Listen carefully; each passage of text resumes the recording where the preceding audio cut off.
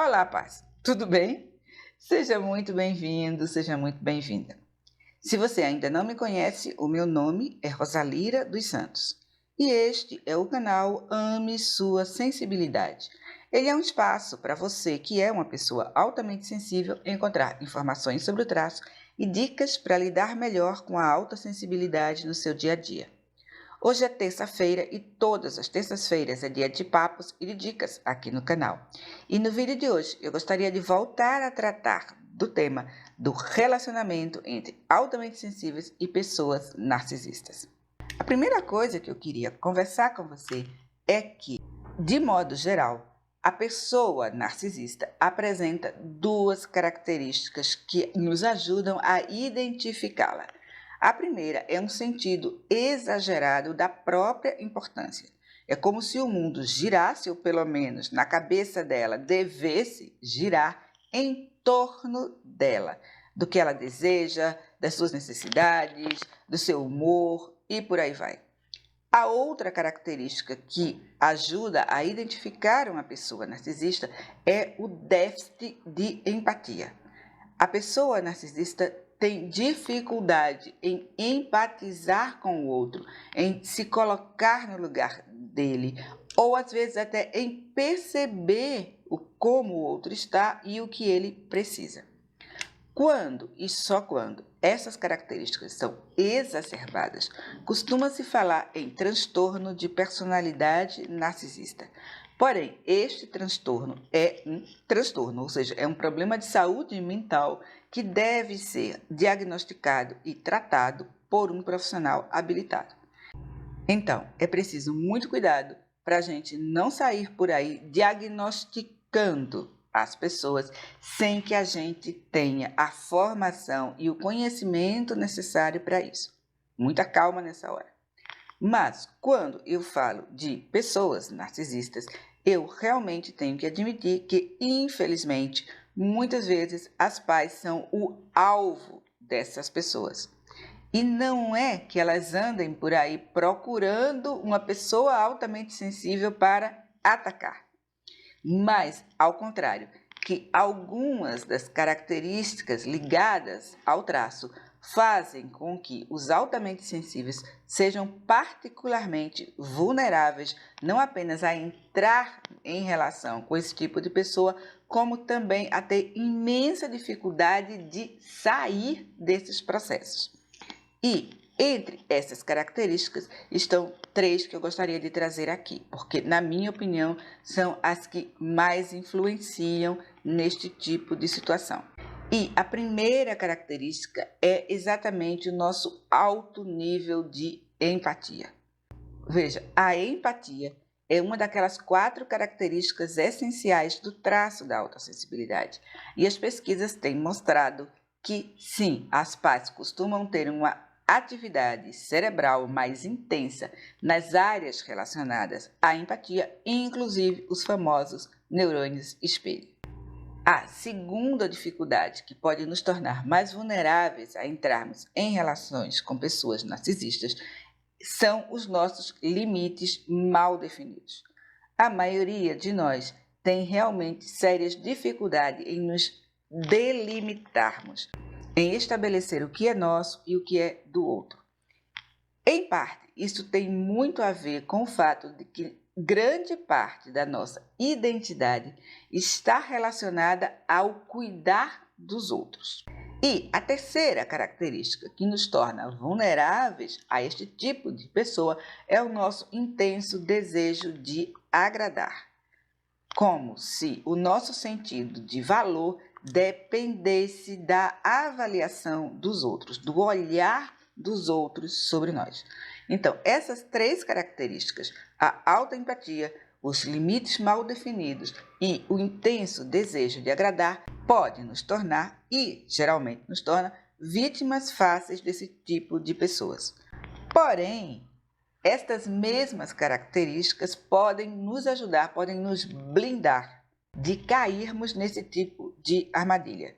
Vamos lá? Vamos ver com calma. A primeira é a questão da empatia.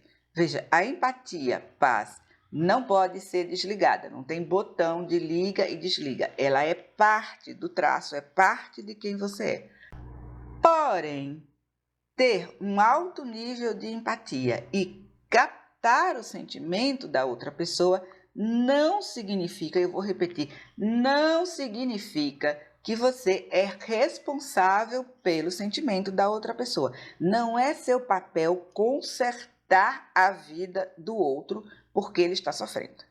Existem muitas maneiras de se preservar, de parar de absorver a energia alheia. Aqui mesmo no canal eu tenho um vídeo sobre isso, eu vou deixar aqui nos cards, vou deixar aqui em algum lugar, nos cards, e você pode assistir mais tarde se quiser. Já as outras duas características são fundamentais e nós podemos sim intervir, nós podemos mudar a maneira como a gente expressa essas características. A primeira delas é a questão de termos limites mal definidos. Como eu disse, geralmente nós aprendemos a derivar a nossa identidade, a ideia de quem somos, do cuidado para com os outros. E é aí que nós precisamos intervir. Veja, é importante que você perceba a sua identidade, o sentido de quem você é, não apenas ligado ao cuidado das outras pessoas. É importante que você inclua nesse seu senso de identidade seus talentos, as suas características físicas, tudo aquilo que realmente faz parte de quem você é. Porém, este é um aprendizado e leva algum tempo. Para ajudar, eu trouxe aqui 4 sugestões que você pode usar para recuar um pouco do modo cuidado constante, ok? A primeira delas é comece pequeno. Por exemplo, reserve um tempo antes de responder uma mensagem. Não é porque um familiar ou um amigo enviou uma mensagem de WhatsApp que você é obrigado ou obrigada a responder imediatamente. A segunda sugestão para isso: crie um roteiro flexível, mas tenha um roteiro. Para quê? Para evitar que, quando você receba uma demanda ou uma solicitação, você fique tão hiperexcitado, tão hiperexcitada, que acabe dizendo sim só porque não sabe como dizer não. Tenha, portanto, o seu roteiro de possibilidades de dizer não. Desculpa, mas eu preciso estudar para uma prova, ou lamento, mas não vai dar porque eu estou muito cansada, e por aí vai. Porém, sobre isso eu quero lhe fazer um grande aviso. Como diz a doutora Judith Orloff, não é uma frase completa. Não há necessidade de você se justificar, de você esclarecer a razão do seu não. Você pode fazê-lo ou você pode não fazê-lo. Porém, tenha clareza de uma coisa: quanto mais você justifica o seu não, mais você abre espaço para que a pessoa contra-argumente, na tentativa de lhe vencer pelo cansaço. Eu vou dar um exemplo. Ai, desculpa, hoje eu não posso porque eu preciso estudar para uma prova. Ah, mas vai dar tempo, é rapidinho, logo você volta. Então você entra aí numa linha de argumentação, contra-argumentação, que não é necessária, porque é seu tempo, sua vida, sua prova. Você tem todo o direito de decidir o que vai fazer, ok? A minha terceira dica: aprenda a se certificar de como você está se sentindo. Pare um pouco, pelo menos 2 vezes ao dia, e faça o que eu chamo de escaneio corporal. Sinta, você está com os ombros contraídos, sua mandíbula está travada. Esses são sinais que você já está no seu nível de saturação e que, portanto, não poderia aceitar mais demandas. E, por fim, a minha quarta dica é que você peça tempo. Um dos grandes trunfos do narcisista é o ritmo. Ele pede algo a você e antes que você pense, ele já está justificando, já está criando. E nesse turbilhão, você pode de novo dizer sim, querendo dizer não. Então, peça um tempo para pensar. Se não estiver seguro ou segura, Peça um tempo para pensar e, longe da pressão que o narcisista está exercendo sobre você, tome a sua decisão.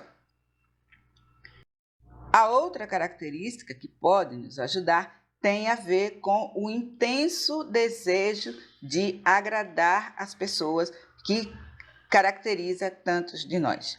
Aqui o conselho é: mude, saia do modo agradador, agradadora, para o modo autêntico, autêntica.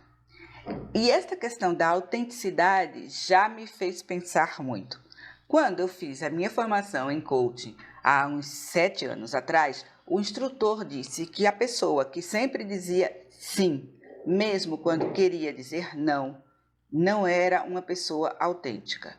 E aquilo me chocou muito, porque eu nunca tinha me visto como uma pessoa que não fosse autêntica. Mas, refletindo, eu entendi que, na verdade, sim, ele tinha razão. Então, saia do modo agradador, agradadora e entre no modo autenticidade. No caso das pais, esse desejo de agradar sempre tem muito a ver também com o medo de não ser amado ou amada, querido ou querida, aceito ou aceita. Em muitos casos tem a ver com a nossa própria infância. Muitos de nós, durante a infância, fomos a criança boazinha, aquela que não dá trabalho, aquela que tira boas notas. E aprendemos a obter aprovação desta maneira, sendo bonzinhos, boazinhas. E a gente tende a trazer este padrão para a vida adulta. Porém, é um padrão que é importante quebrar, porque senão você vai viver na dependência da aprovação das outras pessoas. De novo, eu sei que não é algo fácil, nem para você e nem para mim. E por isso eu trouxe também aqui alguns pequenos passos que você pode dar no sentido de conquistar maior autonomia e autenticidade. E o primeiro passo é: pratique expressar a sua opinião. Independente do que os outros achem, pratique expressar a sua opinião. De novo, comece pequeno. Pode ser dizer: não, eu não quero assistir esse filme, não quero ir ao cinema para assistir esse filme, ou eu não gosto dessa comida, ou eu prefiro aquele restaurante. Mas comece a expressar a pessoa que você é, independente daquilo que os outros esperam que você seja. A segunda sugestão é: desacelere e entre em contato com a sua energia. Nós tendemos a viver tão focados no outro e correndo de lá para cá para dar conta da nossa agenda e das demandas alheias que a gente incluiu na nossa agenda, que não temos tempo e espaço para estarmos conosco. A melhor técnica que eu conheço para isso é claro, a meditação. E eu vou deixar aqui na descrição do vídeo uma meditação que eu gosto muito para essas situações, que é chamada meditação de corte de cordas, que não apenas lhe traz para dentro de si, para o seu próprio centro, como também tem a vantagem de cortar os cordões energéticos com aquelas pessoas que não lhe fazem bem. E a terceira sugestão para conquistar a autenticidade é que você aceite algum nível de desconforto. Veja, como dizia minha vozinha, ninguém consegue agradar a todo mundo. Ou seja, algumas pessoas realmente não vão gostar de você e está tudo bem assim. Porém, muitas vezes o que nos leva à atitude agradadora é o medo do conflito. E o medo do mal-estar que o conflito nos traz. É preciso entender, sim, que em alguns casos, ser autenticamente você pode criar, sim, um conflito. E entender que isto é o preço a ser pago em determinadas relações pelo direito de ser a pessoa que você é. E, por fim, eu queria voltar lá na empatia. Como eu disse, a empatia não tem botão de liga e desliga e é uma daquelas características definidoras de quem nós somos.